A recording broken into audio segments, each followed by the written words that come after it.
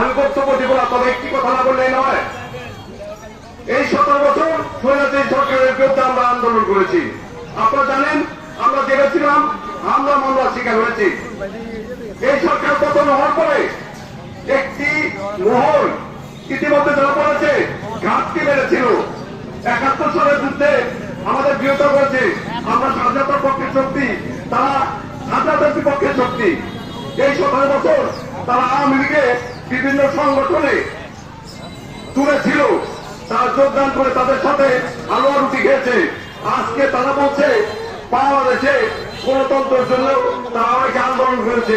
ভালো কথা, তাহলে আপনারা জনগণ চাচ্ছে আমাদের দেশে 2026 সালে ফেব্রুয়ারি মাঝে সুষ্ঠু নির্বাচন করার জন্য।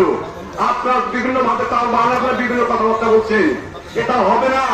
বিএনপি একটি বড় সংগঠন, এদেশের এই স্বৈরাচারী সরকার পতন ঘটানোর জন্য আন্দোলন করেছে।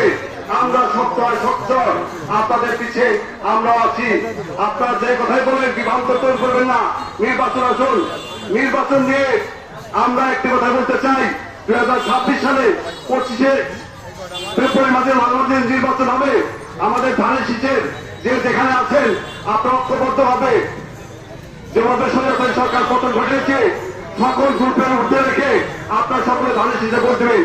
আমরা আন্দোলন সংগ্রামে আগেও ছিলাম, আমরা আছি। গণতন্ত্র উত্থান না হওয়া পর্যন্ত আমরা আন্দোলন চালিয়ে দেব। আমাদের এই অনুষ্ঠানের